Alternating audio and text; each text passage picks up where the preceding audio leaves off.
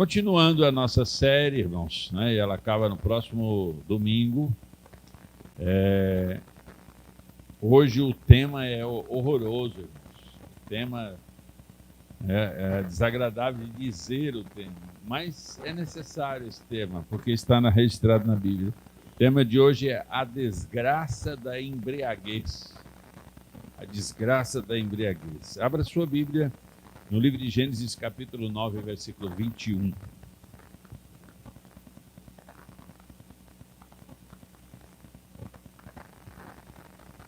Gênesis 9, 21. Não sei se foi possível colocar. Olha aí. E bebeu do vinho e embebedou-se e descobriu-se no meio da sua tenda. Vai até o versículo... Pode ir até o versículo 23. Vai o próximo aí. E viu Cã, o pai de Canaã, a nudez do seu pai, e fê-lo saber a ambos seus irmãos fora. Então tomaram Sem e Jafé uma capa, puseram-na sobre ambos os seus ombros, e indo virados para trás, cobriram a nudez do seu pai, e os seus rostos eram virados, de maneira que não viram a nudez do seu pai. E despertou Noé do seu vinho e soube o que seu filho menor lhe fizera. E disse: maldito seja Canaã, servo do servo seja aos seus irmãos. Vamos até aí, né? Essa é uma passagem bíblica extremamente desagradável, extremamente prejudicial, mas está na Bíblia, então é para uma grande lição. Se ela está narrada aqui na Bíblia, porque ela tem uma grande lição para nós e nós vamos aprender hoje.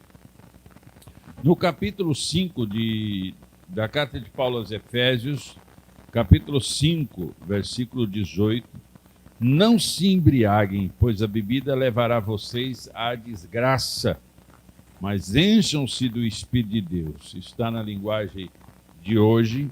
Não se embriaguem, pois a bebida levará vocês à desgraça, mas encham-se do Espírito de Deus.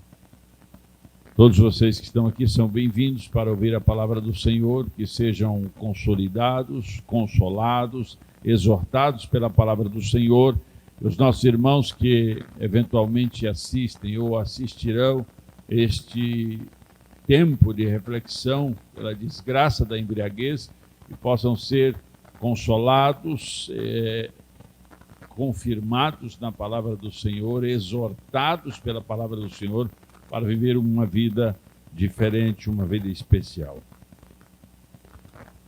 É bom que nós saibamos que o contexto da embriaguez na vida deste patriarca pode nos ajudar a conduzir as nossas vidas de modo que nossa família seja protegida. Nós estamos falando sobre família e que a nossa família seja protegida contra toda desgraça decorrente desta embriaguez. E aí você pode falar, mas eu não bebo, eu não me embriago. Já já você vai saber se embriaga ou não, né? De tudo que vemos ou lemos sobre a embriaguez, uma coisa é certa, é fato consumado, que as desgraças são recorrentes e estes episódios de desequilíbrio mostram um grau enorme de prejuízos para a sociedade. Nós vamos ver, irmãos, que cerca de 200 enfermidades e lesões são decorrentes da bebedeira, da embriaguez. Imagina, é um número bem grande, né, irmãos? Cerca de 200 enfermidades é por conta da embriaguez e ela provoca também lesões. Está também associado um risco muito alto de desenvolvimento de doenças mentais e comportamentais. incluindo naturalmente a dependência do álcool, o vício maldito, doenças que não são bem observadas ao longo da vida das pessoas, mas elas existem, como cirrose hepática, como alguns tipos de câncer, como doenças cardiovasculares, tudo relacionadas à embriaguez. Também existem as lesões físicas provocadas por acidente de trânsito, que causa inclusive morte, acidentes, violências domésticas que provocam mortes, mas também pessoas que acabam se tornando mutiladas em consequência da bebedeira.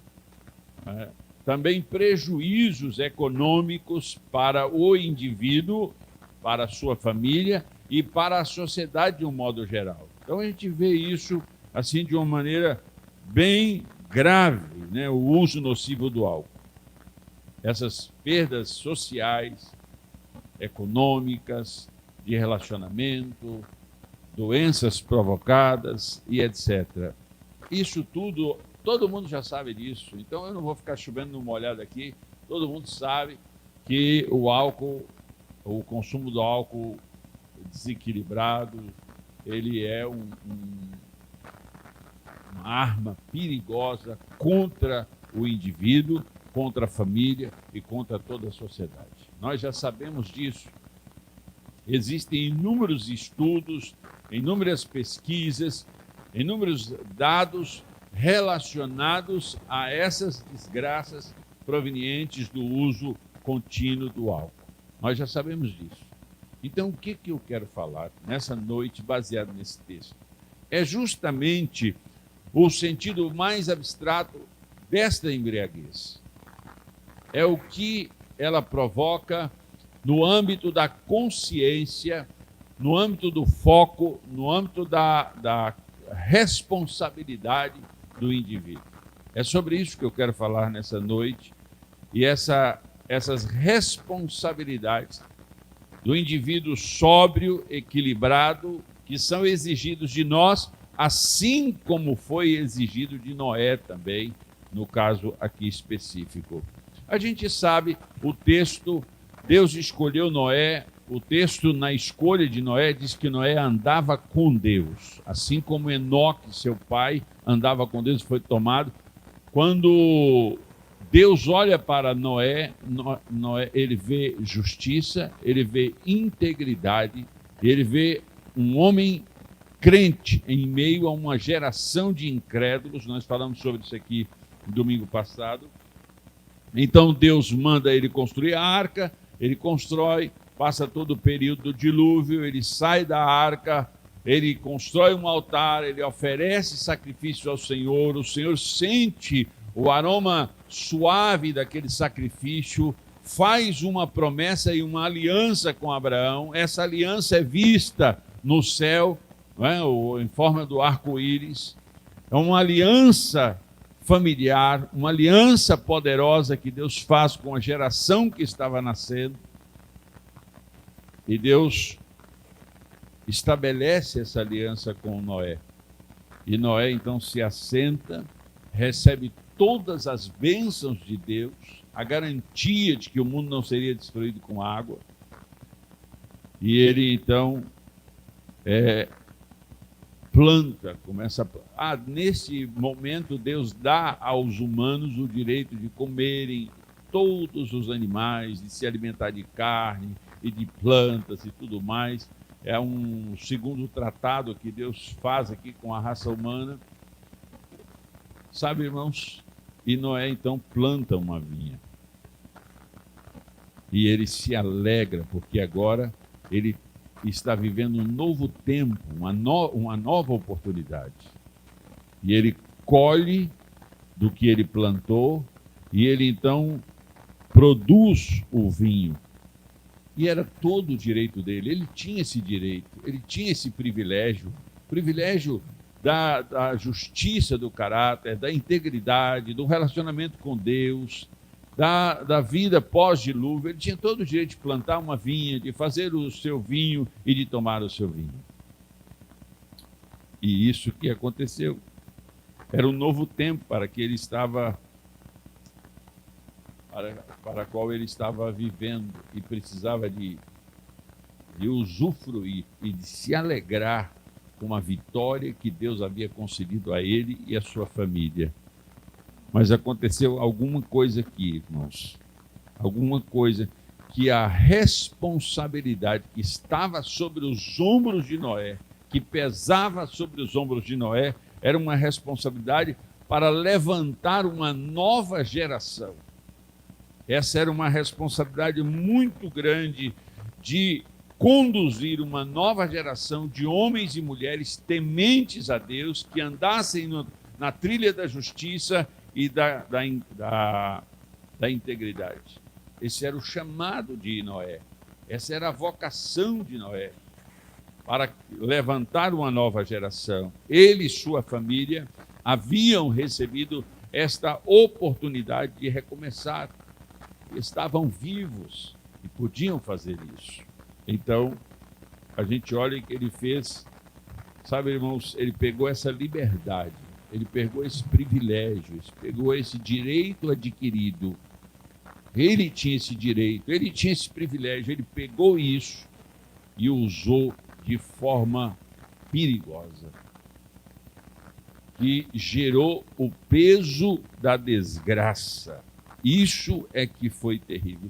Tornou-se essa liberdade que foi mal usada, se tornou o peso da desgraça para a sua família. Então, o que ele fez? Ele estava dentro da sua tenda.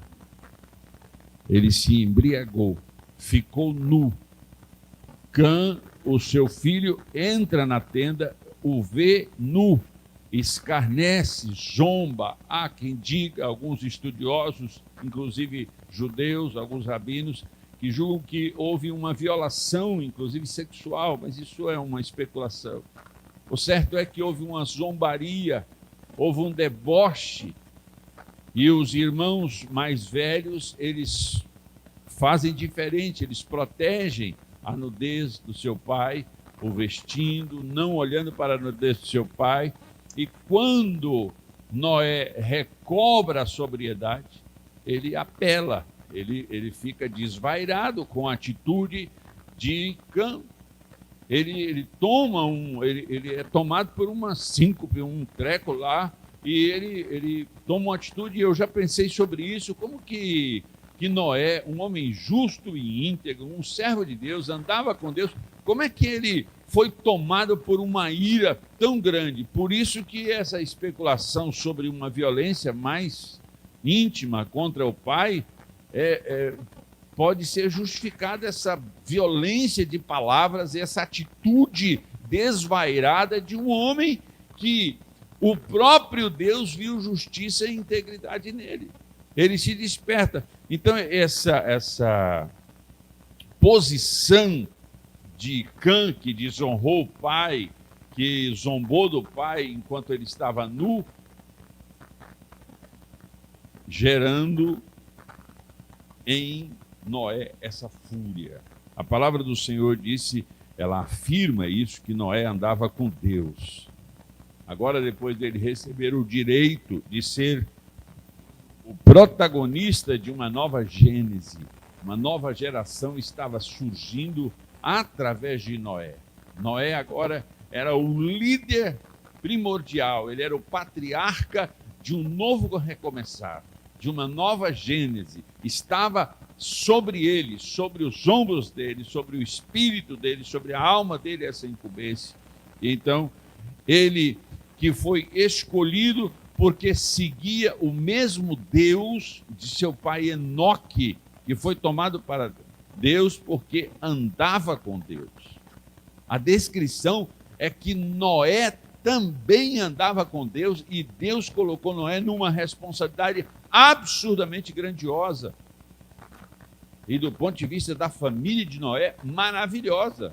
Do ponto de vista da sociedade, foi horroroso, mas do ponto de vista da família de Noé, foi maravilhosa, porque provocou não só a salvação da família de Noé, como também o protagonismo, como também a responsabilização, o governo, a gerência, a administração de uma nova geração, as responsabilidades, as leis, as diretrizes que deveriam sair daquela família, daquele patriarca. Então, este é um ponto que a gente precisa parar para observar. No livro de Provérbios, capítulo 23, versículos 19 ao 21, diz assim: ouça, meu filho, e seja sábio, e ponha seu coração no caminho certo. Não se junte aos que bebem muito vinho e se empanturram de carne, pois os bêbados e os glutões empobrecem e a sonolência os veste em trapos. Por que estou lendo isso aqui, esse texto? Porque a gente vê aqui que Noé tinha todas as prerrogativas, todos os requisitos, como homem de Deus, para liderar uma nova geração, um novo recomeçar. Mas ele usufruiu de um direito adquirido, ele tinha o direito de usufruir do fruto da vida, do fruto daquela vinha que ele tinha plantado. Mas ele vacilou por um instante só. Ele foi distraído, entorpecido, embriagado, embebedou-se. E isso roubou, escute bem, isso roubou a bênção de seu neto Canaã. Um pequeno momento, uma pequena vacilada, isso fez com que a vida de seu neto tomasse um rumo totalmente terrível. O que a gente aprende, então, com a embriaguez de Noé? Aqui o texto, essa palavra bêbado, embriagado, ocorre na Bíblia cerca de 60 vezes e ela está ligada sempre a uma demonstração, uma advertência de não fazê-lo, de não entrar por este caminho. Então, esta atitude de embriagar-se, embebedar-se, é contra o fruto do Espírito que está registrado lá na carta de Paulo aos Gálatas. O fruto do Espírito, um dos frutos do Espírito é o quê? Domínio próprio. Domínio próprio. Esse equilíbrio, esse bom senso, essa responsabilidade, essa acuidade, essa capacidade de ser sensato, responsável, com reflexos, com capacidade cognitiva perfeita para assumir as responsabilidades e para desenvolver o seu trabalho, as suas decisões, as suas escolhas pautadas no equilíbrio, pautadas na sobriedade. Essa que era a responsabilidade. Então, essa perda de autocontrole na bebedeira, na embriaguez, que é o grande pecado. Quando o indivíduo se embriaga, quando o indivíduo se embebeda, ele perde o domínio próprio, ele perde o autocontrole, e essa que é a transgressão, porque o indivíduo sem o autocontrole e sem o domínio próprio, ele é capaz de fazer maluquices, loucuras. Inclusive, não só amaldiçoar, como matar a família, como hoje, na nossa geração, isso ocorre continuamente. Então, quando nossa guarda, quando nossa reserva de proteção está bem baixa por conta das distrações, dos prazeres que nos roubam os nossos sentidos, então ocorre as decisões, ocorre as situações ruins. E elas acontecem, irmão, cobrando um preço muito alto que a maioria não gostaria de pagar e a maioria não dá conta de pagar. O preço que esta inconsequência, que esse desequilíbrio cobra é muito caro e boa parte não está disposta a pagar. E nem tem condições de pagar. Muitos se embriagam. Noé, ele estava no ápice, no limiar, vendo a grande possibilidade, toda uma geração de homens e mulheres, jovens e crianças e animais foi dizimada, foi eliminada, exterminada da face da terra por causa da corrupção, por causa dos pecados, por causa das transgressões todas. E Deus levanta aquele patriarca e dá a ele a incumbência gloriosa de levantar uma nova geração. E ele, então, no privilégio que ele tinha, no direito que ele tinha, ele se distrai, ele perde a sobriedade, ele perde a responsabilidade, ele perde o comprometimento, ele perde o foco da sua tarefa, que era abrir a boca para consolidar uma geração, abrir a boca para fortalecer, para exortar a sua família e as gerações que surgiriam a partir de sua família no caminho, na trilha da justiça e da integridade a qual ele representava. E a gente vê isso, que ele foi distraído, perdeu o foco. E sabe, irmãos, as pessoas estão adquirindo bens, estão conquistando empregos, e fazem campanhas de oração, e suplicam a Deus, e fazem propósitos para serem abençoadas, serem recompensadas pela fé que é depositada em Deus. E essas pessoas, então, conseguem empregos bons, ou conseguem construir uma empresa, conseguem executar tarefas poderosas que desejaram, ou fazer uma viagem, ou comprar até um PlayStation, comprar até um objeto de lazer, esse motozinha da água, esqueci agora o nome, jet ski, um jet ski, uma lancha, consegue. Isso é bom, é maravilhoso, é uma conquista. Consegue fazer uma viagem internacional, isso é maravilhoso, isso é uma conquista. Consegue um casamento tão desejado, tão esperado, depois de orar, depois de lutar, de se esforçar, consegue o casamento que tanto desejava. O filho que tanto oraram para ter, ele aparece, que coisa maravilhosa. A questão é essa. Quando nós conseguimos obter o que queremos, quando nós alcançamos o topo, quando nós somos beneficiados, quando nós estamos por cima, quando nós recebemos o afago, o sucesso tão desejado e tão esperado, seja em qualquer área da nossa vida, o que fazemos com esse objeto, com esse casamento, com esse namoro, com esse emprego, com essa promoção, com essa viagem, com essa conquista, seja qual for ela? Aqui houve uma consequência, irmãos, tão devastadora, porque foi uma consequência geracional. Foi uma consequência geracional. A embriaguez, a falta de sobriedade, a falta de foco de Noé gerou uma desgraça geracional. A consequência foi essa. Cã, que zombou do seu pai, Cã, que era o filho de Noé, ele que fez a besteira. Mas Canaã, filho de Cã, foi o responsável, aliás, foi o alvo da consequência, foi o alvo das palavras pejorativas de Noé, das palavras ruins. Olha o que diz o texto, capítulo 9, versículo 24 ao 27. Maldito seja Canaã, palavras de Noé, maldito seja Canaã, o menor dos escravos será para seus irmãos.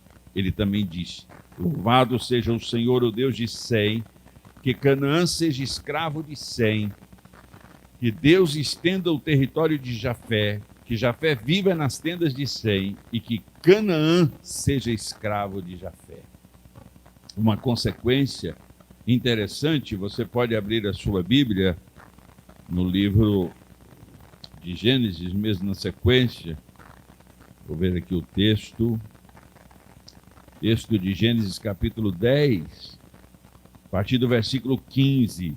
Canaã gerou a Sidom, seu primogênito, e a Et, e aos Jebuseus, e aos Amorreus, e aos Gergazeus, aos Eveus, aos Arqueus, aos sineus, aos arvedeus, aos emareus e aos amateus, e depois se espalharam as famílias dos cananeus. E o limite dos cananeus foi desde Sidom, indo para Gerar, até Gaza, indo para Sodoma, Gomorra, Edimá e Zeboim, até Laza. São estes os filhos de Cã, segundo as suas famílias, segundo as línguas e suas terras e suas nações. Quando nós lemos aqui os nomes dos descendentes de Canaã, a gente fica abismado. Qual foi a chamada de Deus para Abraão? Quando passa 430 anos, quando Jacó sai com o seu povo, cerca de 70 descendentes de Jacó, sai da sua região e vai em direção ao Egito, e lá passam 430 anos. Boa parte destes anos são como escravos do Egito. E há uma promessa que Deus daria aquela terra para os descendentes de Abraão. Quando ele volta, quando aquele povo volta sob o comando do servo do Senhor chamado Moisés, e depois do general Josué, quando eles trazem o povo, eles iam dominar a terra de quem? A terra de quem que eles iam dominar? A terra dos cananeus.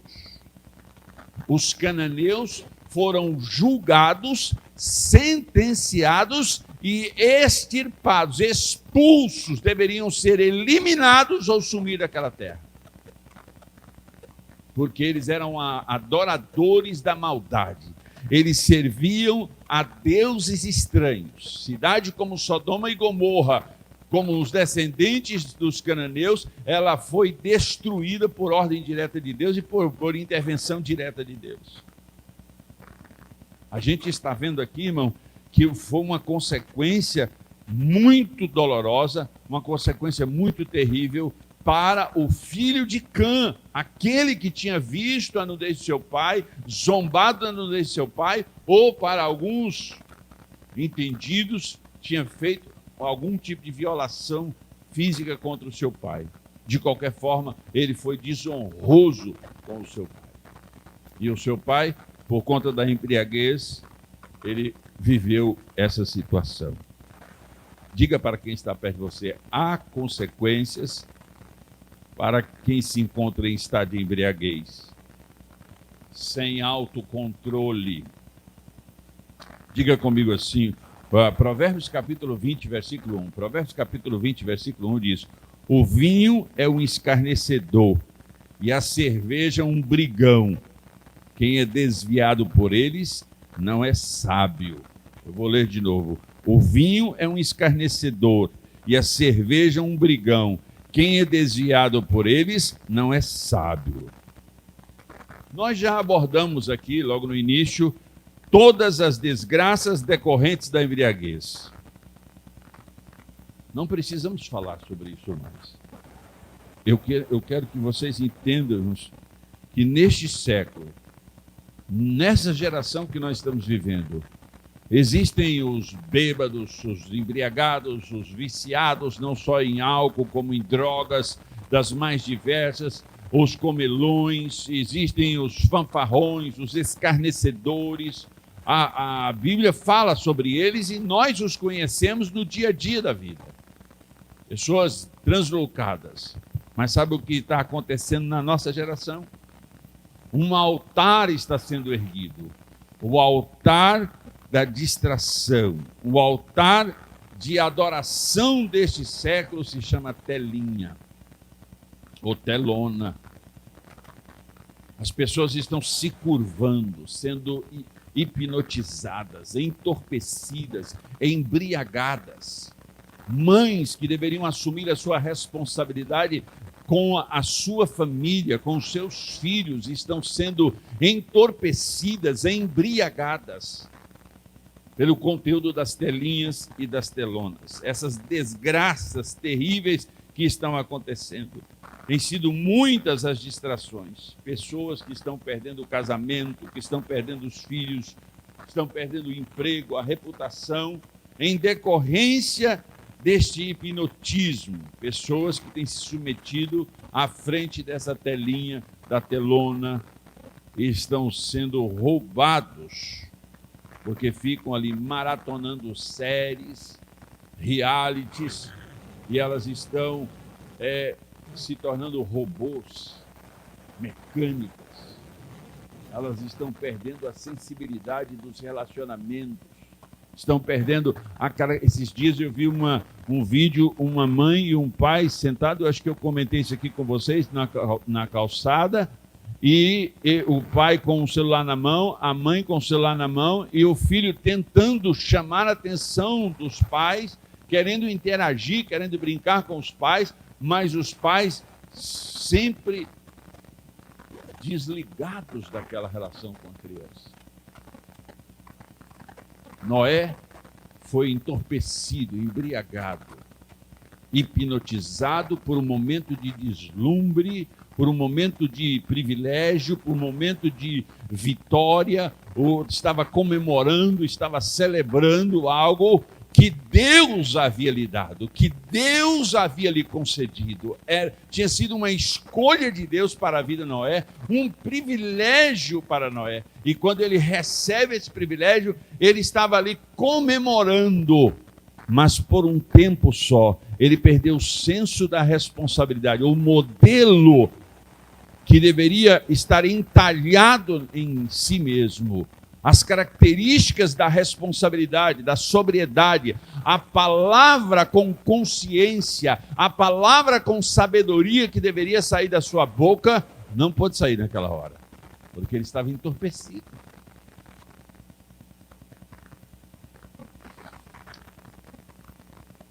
Então as pessoas hoje estão muito mais preocupadas com a vida alheia do que com as suas próprias, com a sua própria. Esquecem da sua própria vida e muita coisa ruim está acontecendo, inclusive na casa ou em casa dos cristãos. Inclusive em casa dos cristãos, muita coisa ruim está acontecendo, porque estão embriagados, distraídos, entorpecidos, hipnotizados por um sucesso midiático, por um sucesso nesta ou naquela área. Sabe o que a gente está vendo, irmãos? Cantores evangélicos, pastores, líderes evangélicos deslumbrados, embriagados, entorpecidos pelo sucesso de milhões de seguidores e vendas de músicas pelo Spotify, pelo YouTube, e fazendo shows enormes. Eles estão entorpecidos com esse sucesso e começam a negar a boa e maravilhosa fé. Começam a dar maus exemplos, se distanciar, celebrar, entorpecidos por esse sucesso que estão conquistando por conta da vontade de Deus, por conta do privilégio de Deus. Pessoas que saíram do nada, começaram a adorar num altar da igreja, começaram a ser discipulados e treinados pela palavra do Senhor e foram crescendo e galgaram lugares e espaços na mídia e agora debocham da fé cristã, escarnecem da fé cristã. Sabe qual é o resultado disso, irmãos? Nós estamos vendo a geração, não só a geração atual, mas a futura geração, nós estamos vendo sendo amaldiçoada por conta de uma distração, por conta de um entorpecimento. As pessoas, elas estão sem consciência de sua responsabilidade como educadores, como geradores de vida. Há poder nas suas palavras. A gente precisa se tocar, irmãos, que por conta dessas distrações que o mundo são como mariposas atraídas pelas luzes de neon, pelas luzes que estão acesas neste mundo. As pessoas, elas estão perdidas, embriagadas, entorpecidas por causa de conquistas, A pessoa chorou e clamou a Deus e fez jejum e pediu um emprego e Deus deu a ela o emprego, ela conseguiu o emprego e aí o emprego agora tira ela da igreja. O emprego tira ela da família, porque ela achou alguém lá no emprego que é mais interessante e então ficou entorpecida, embriagada com os recursos e com o novo grupo de relacionamento e se distanciou dos princípios os quais Deus escolheu e viu nessa figura a oportunidade dela crescer, dela se tornar uma voz positiva, começar uma nova geração baseado naquela construção de justiça e de integridade.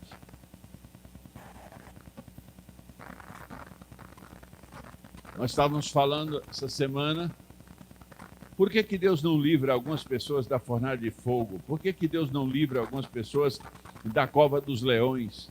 Por que Deus não livra algumas pessoas de tantas desgraças horrorosas? Deus livra, não tira elas da fornalha, não evita elas entrarem na fornalha, não evita que elas entrem na cova dos leões, mas as livra lá dentro, provocando um maior testemunho, provocando maiores convicções, provocando maior espanto e admiração e a glorificação do nome do Senhor.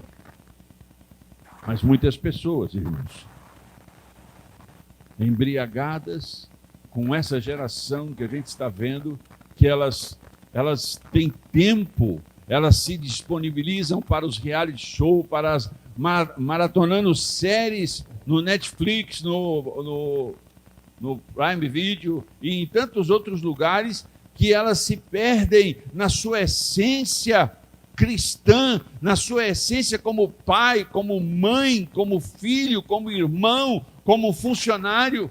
Algumas empresas precisam proibir o uso do celular na mão do funcionário, porque ele fica entorpecido, embriagado e perde a responsabilidade das suas funções.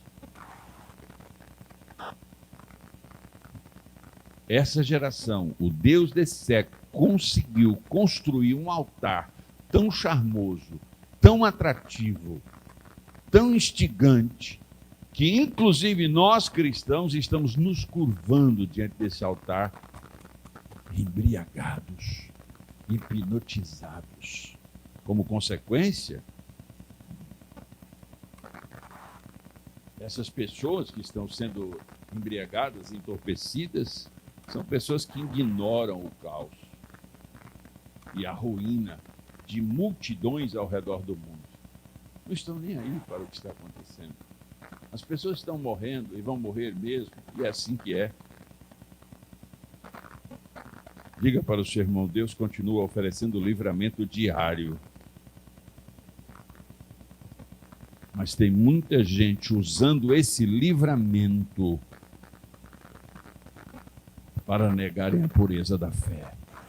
Irmãos, é nojento, é asqueroso você ver um cristão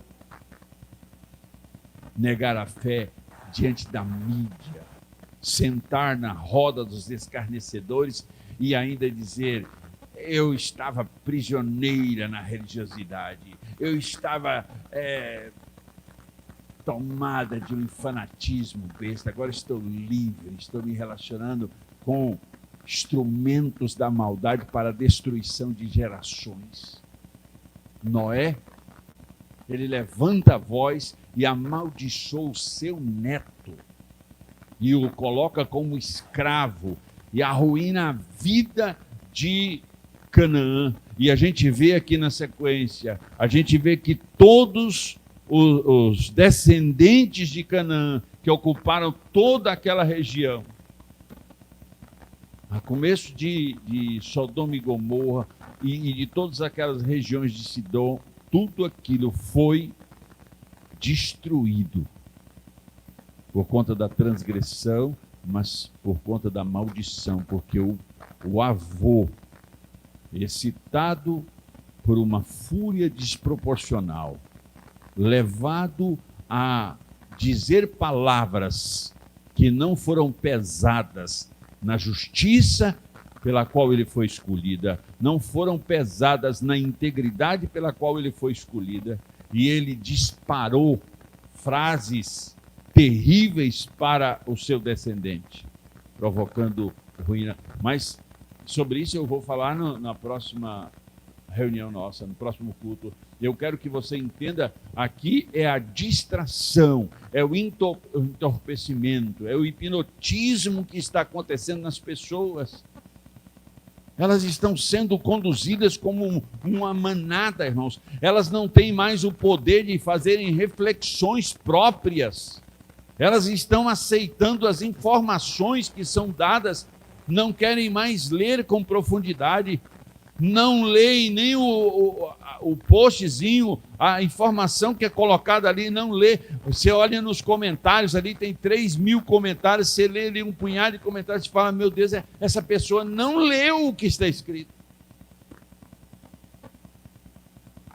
Está tão rasa, está tão superficial, está tão hipnotizada, que ela já vai disparando um monte de asneiras. E tem muito crente assim, hipnotizado por esse mundo, deslumbrado por suas conquistas pessoais, deslumbrados por algum sucesso, que esquecem quem são, que esquecem quem os levantou, quem os chamou, e se perdem numa vida absolutamente desagradável. E sabe, irmãos, a igreja foi chamada para ser luz, foi chamada para ser sal. Nós somos testemunhas. E não estamos sendo isso. Está na hora de nós mudarmos isso. Paulo escreve na sua carta aos Coríntios, na primeira carta aos Coríntios, capítulo 10, versículo 31. Portanto, quer você coma, ou beba, ou faça qualquer outra coisa, faça tudo para a glória de Deus.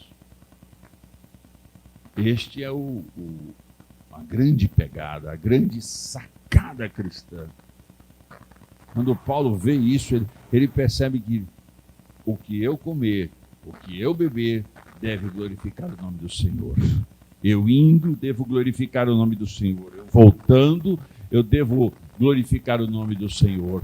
A vida de excelência, a vida que nos conecta com o eterno, não é uma vida de entorpecidos e embriagados com este mundo, mas é uma vida cheia do Espírito. Paulo diz isso na sua carta aos Coríntios, capítulo 5, versículo 18, dizendo para nós não nos embriagarmos com vinho que há contenda, mas sermos cheios do Espírito Santo. O foco nosso, a vontade de Deus para nós, é que nós tenhamos uma estreita, abençoada, íntima, fértil, poderosa, rica, instigante relação com o nosso Senhor, o nosso Criador, a mesma vontade que Ele teve ao escolher-nos pela salvação de Seu Filho Jesus, a mesma intensidade do amor dEle, a mesma vocação de Deus de nos chamar das trevas para a luz, essa mesma vocação tem que nos impulsionar a ficar atentos, alertas. O salmista diz, aquietai-vos e sabei que eu sou Deus. As pessoas, elas estão perdendo a noção disso. Então muitos crentes vêm para a igreja, e muitas pessoas vêm para a igreja, aceitam Jesus e são imersos em encontros, em seminários, e então elas crescem na igreja, e então ocupam cargos de relevância, e assumem compromissos, e ficam embriagados com aquele sucesso. Líderes que acham que são donos das almas, que são donos das igrejas, que as almas das pessoas, que os discípulos me pertencem, são meus. Nem eu sou meu, porque eu sou do meu amado e ele é meu. A Bíblia diz em João capítulo 15, versículo 5, sem mim nada podeis fazer. Palavras diretas do nosso Senhor e Salvador Jesus Cristo: sem mim nada podeis fazer. Então, o que as nossas conquistas pessoais, o que o sucesso aparente, o que os resultados que estamos tendo, seja na escola, seja no emprego, seja na casa. Eu conheço casos de homens de Deus que eram cheios do Espírito Santo, pregadores, profetas de Deus, que casaram e o seu ministério foi destruído, irmãos. O casamento destruiu o seu ministério, porque ficou embriagado com o casamento, tornou o casamento o altar de sua vida, transformou a sua esposa em um ídolo. Tem muitos pais que estão transformando os seus filhos em ídolos, estão embriagados com os seus filhos. Pais não são para ser amigos dos filhos, pais são para ser pais dos filhos. Geradores de consciência, treinadores, educadores, anunciadores de coisas poderosas para os seus filhos, mas estão embriagados pela dádiva, estão embriagados pelo presente, estão embriagados e entorpecidos pela vaidade com que conquistaram isto ou aquilo. Perderam o foco de que são a imagem e a semelhança de Deus e foram escolhidos para levantar uma geração a partir da sua família, uma geração capaz de destronar o diabo do seio das pessoas, do seio das famílias das pessoas, transformando a nossa sociedade num lugar mais agradável, mais aprazível. Mas o que nós estamos vendo? Muitos empreendedores evangélicos que começaram fazendo jejum, orando, clamando a Deus, fazendo projeto de vida e se tornaram mega empresários ao redor do mundo, se tornaram expoentes do empreendedorismo, se tornaram blasfemadores, se tornaram zombadores da fé cristã. E aí a pergunta que não quer calar nessa noite é: como está o seu coração? Entorpecido? Embriagado? Você está sem sobriedade de escolha, de decisão, por isso que decide errado? Sabe, irmãos, quando eu me casei, e eu falei para a Márcia, nós estamos casando para sempre. Então, é bom a gente se ajeitar, se organizar. Aí a gente tem arestas, tem ali uns esporozinhos na pele e começa e a gente tem que se adequar, a gente tem que se organizar. Mas sabe uma coisa que nos trouxe até aqui? Jesus. Uma coisa que nos trouxe até aqui? Deus. Porque se não fosse Ele, nós teríamos sido destruídos. Famílias que casam e descasam com tanta facilidade, pessoas que casam e descasam como se fosse assim, brincadeira de criança. Não, incompatibilidade de gênero, não, é mau caratismo, desobediência, vaidade, transgressão contra os princípios elementares. Toda separação provoca não só o mal nos pares, nos cônjuges, como uma desgraça sobre os filhos. E as pessoas estão embriagadas pelo prazer de achar amantes, de achar outros lugares para se deslumbrar e perde a essência com que Deus te chamou para ser feliz. E sabe de uma coisa, irmãos? Isso tomou tantas pessoas, inclusive na igreja, que as pessoas nem querem mais ouvir as verdades. Elas nem gostam de ouvir as verdades. Quando a gente começa a ministrar verdades no altar da igreja, muita gente faz carinha de chateado. Não é o caso de vocês aqui. Mas tem muita gente que acha ruim, a gente dá uns puxões de orelha.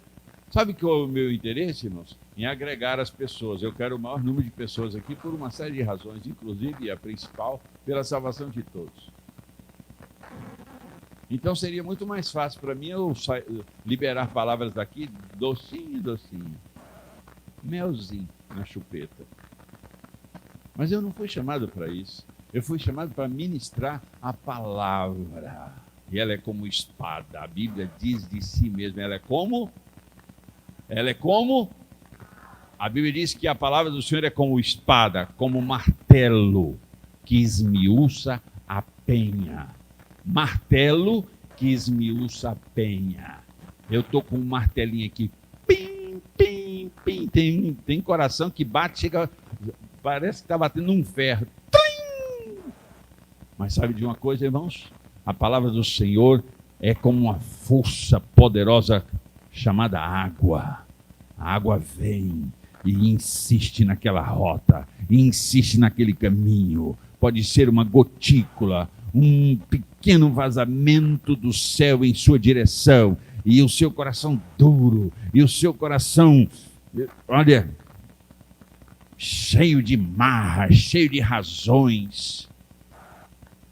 Mas o poderoso jato, ou a pequena gotícula, com a insistência certa, com a dose diária, vai fazer aquela pedra ser destruída.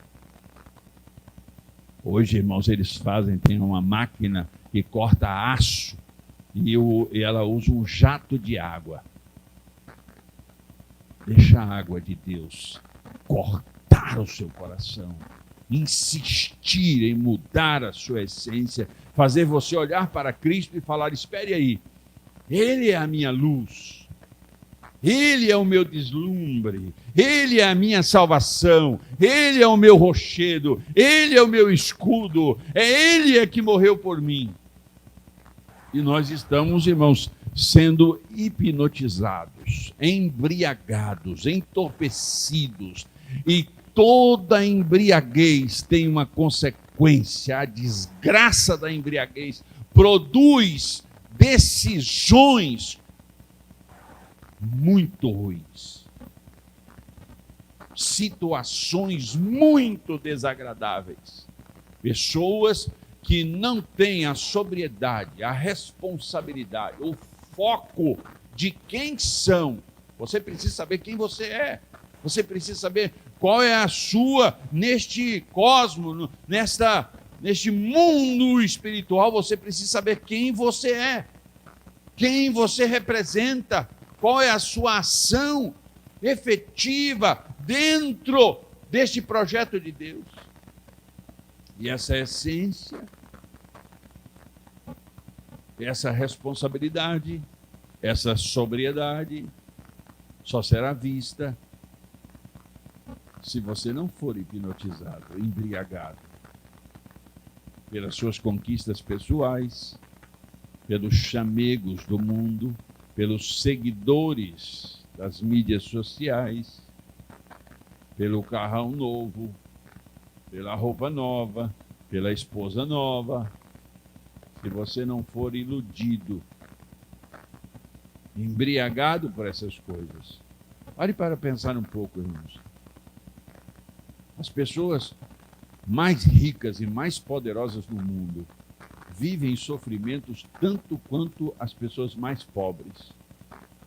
Eu não estou falando da ausência de alimento ou da ausência de roupa. É óbvio que um milionário não vai ter esse problema. Um bilionário não vai ter esse problema. Mas os problemas das pessoas não estão ligados a objetos, estão ligados a relacionamentos. Você pode ver os maiores conquistadores nessa ou naquela área. Ele vai contar uma trava, um trauma, ele vai contar um bloqueio, um impedimento. E esse bloqueio, esse impedimento, esse trauma não está relacionado a um objeto, não está relacionado a um valor financeiro, não está relacionado a uma casa, a um carro, mas está relacionado a uma pessoa, um pai, uma mãe, uma família, um professor, um pastor, uma esposa, um pai, um filho, está relacionado a pessoas. E então não importa se você é um bilionário ou você é um maltrapilho, vai se relacionar. E os relacionamentos vão provocar traumas, vão provocar bloqueios. Quando estes relacionamentos são pautados pelo egoísmo de uma embriaguez, de um entorpecimento que a pessoa vive por conta da sua vaidade, por conta do seu desequilíbrio momentâneo. A gente precisa parar um pouco para pensar quem somos nós em Cristo Jesus. Jesus olha para nós e vê em nós quem Ele vê. Pessoas que estão buscando Ele, pessoas que estão ligadas nele, pessoas que se interessam por sua palavra, pessoas que se interessam por suas histórias, pelos testemunhos, ou pessoas que estão iludidas com este mundo, capazes de perder a bênção, ou pior ainda, transferir uma maldição, uma desgraça tão terrível para os que estão ao seu redor. Sabe, irmãos, Noé ergueu um altar. Quando finalizou o dilúvio, ele ergueu um altar. E talvez o dilúvio que aconteceu na sua vida trouxe você para o altar. Glória a Deus por isso. Mas quando você se acostumou com a nova vida, quando você se acostumou com a nova rota, com o novo caminho, você começou a viver em embriaguez. Você ficou entorpecido, hipnotizado, perdeu a sobriedade e a responsabilidade. Milhões de pessoas estão morrendo, pessoas estão chorando, desgraças estão acontecendo ao nosso redor.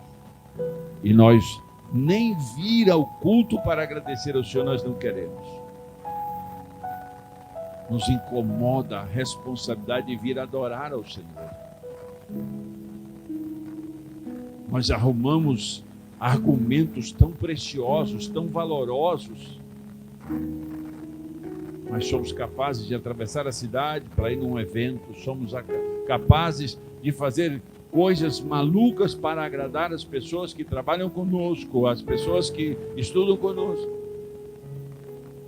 E não queremos agradar ao Senhor, porque estamos deslumbrados com o vinho, estamos deslumbrados com a nossa colheita, estamos embriagados por um sucesso que foi o próprio Deus que permitiu a gente viver, que foi o próprio Deus que concedeu força, vigor, inteligência, capacidade, energia para a sua conquista pessoal.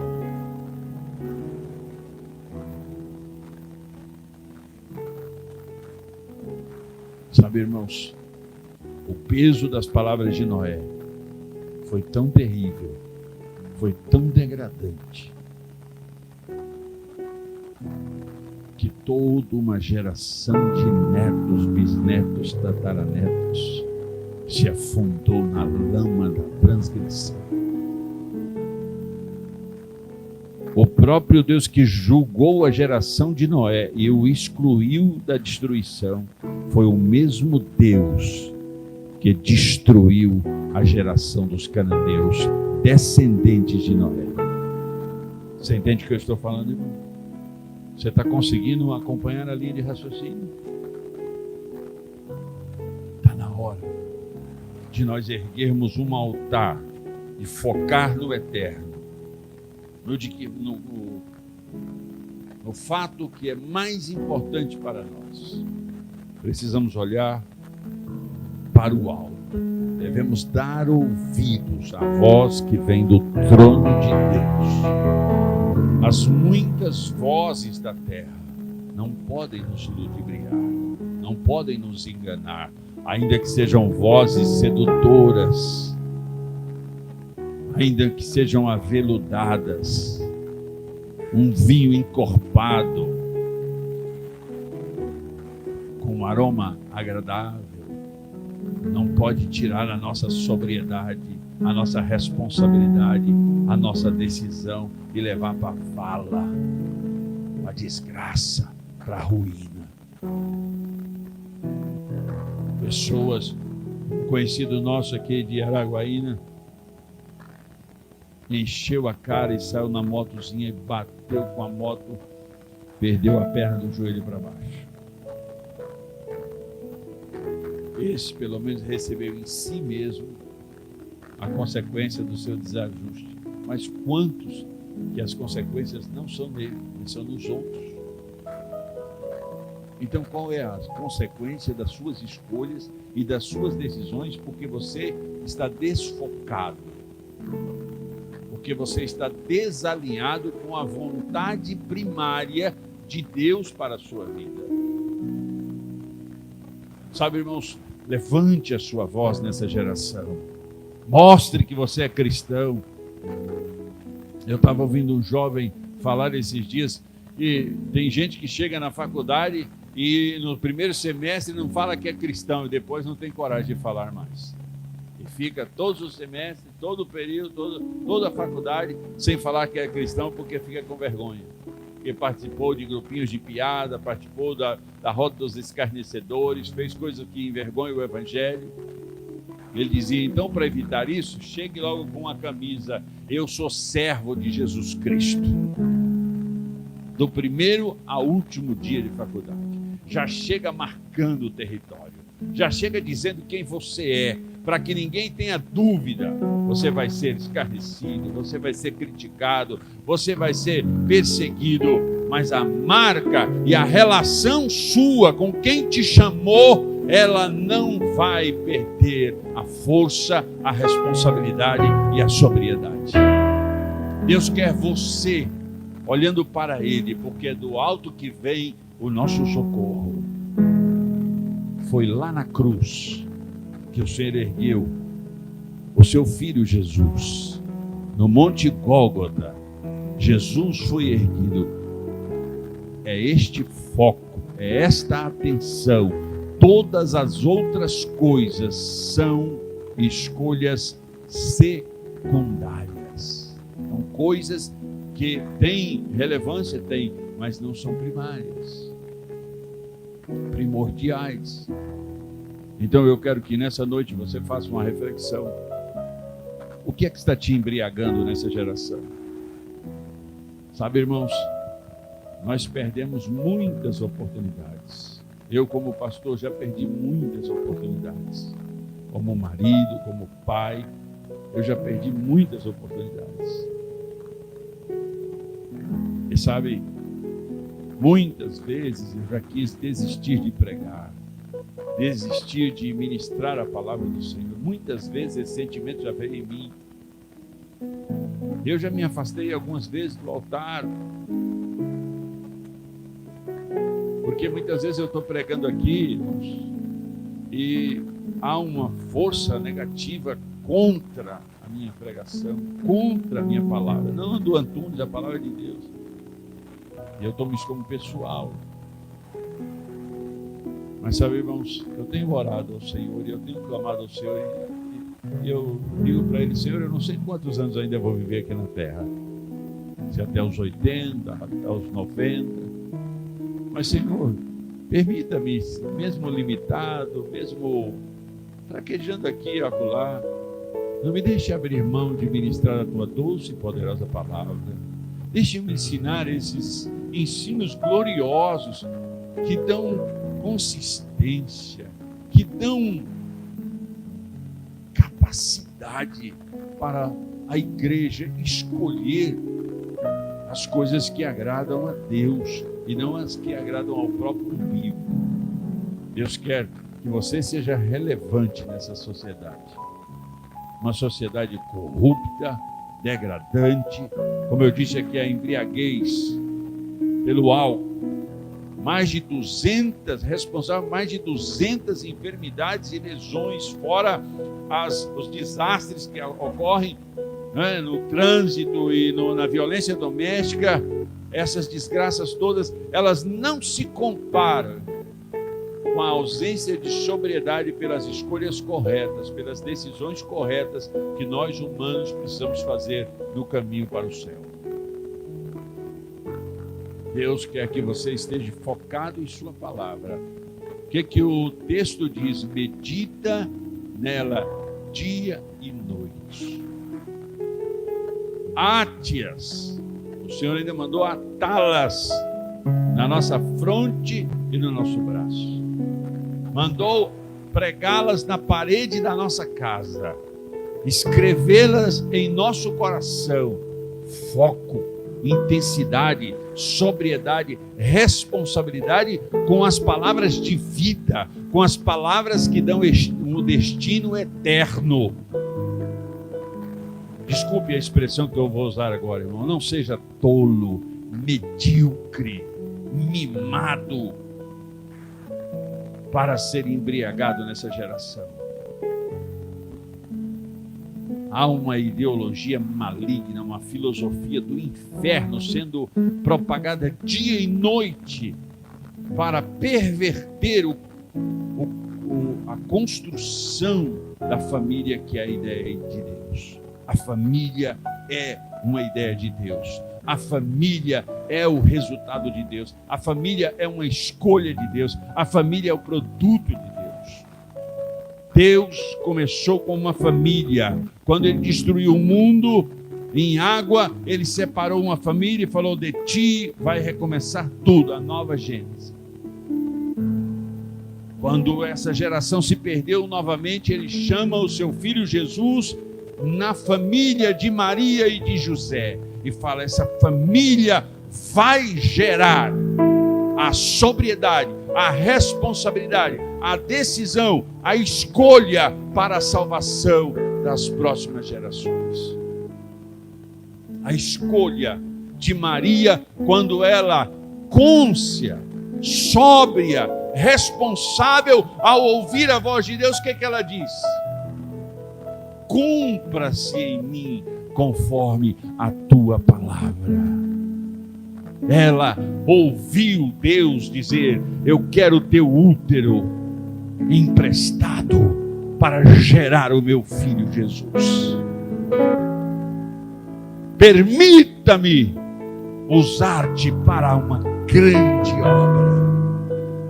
E ela, trêmula, mas consciente, responsável,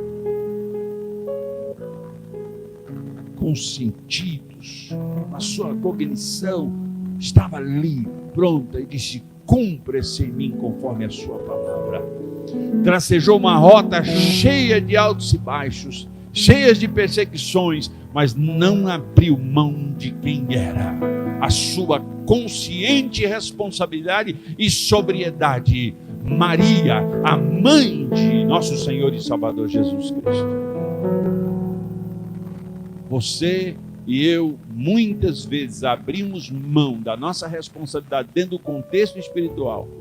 Não queremos convidar as pessoas para vir à igreja, não queremos evangelizar as pessoas, não queremos orar pelos nossos familiares, não queremos assumir responsabilidades espirituais. Nós não queremos fazer um monte de coisa porque estamos hipnotizados com o lazer, com a telinha, com a série, com isso, com aquilo outro, e não queremos assumir responsabilidades. Isso é deprimente.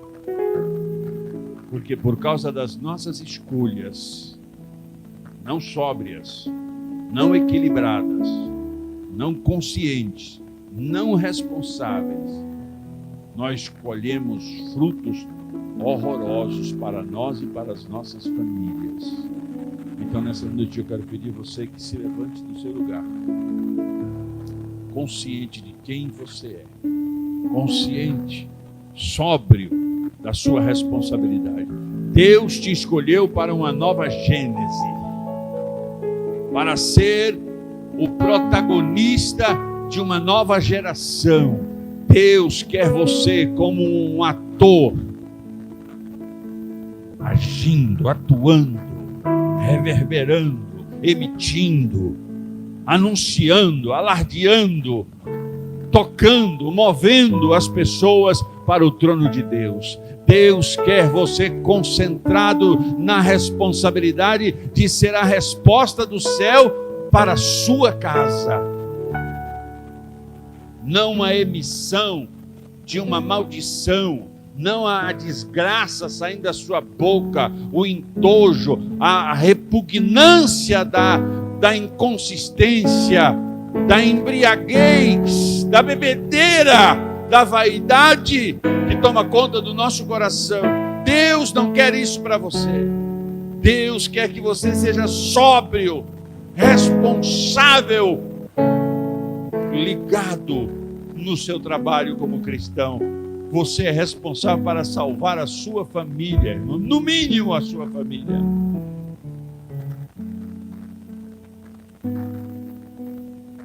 Feche os seus olhos um instante. Pense agora, se você é pai, se você é mãe, pense agora no seu filho, na sua filha.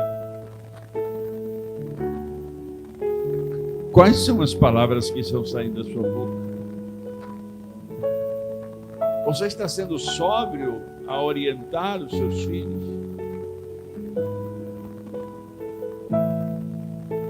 Como está a sua mente? Consciente de quem você é dentro do reino?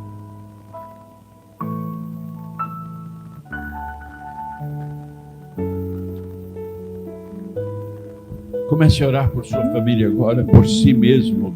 Se você quiser, coloque a mão na altura do seu coração.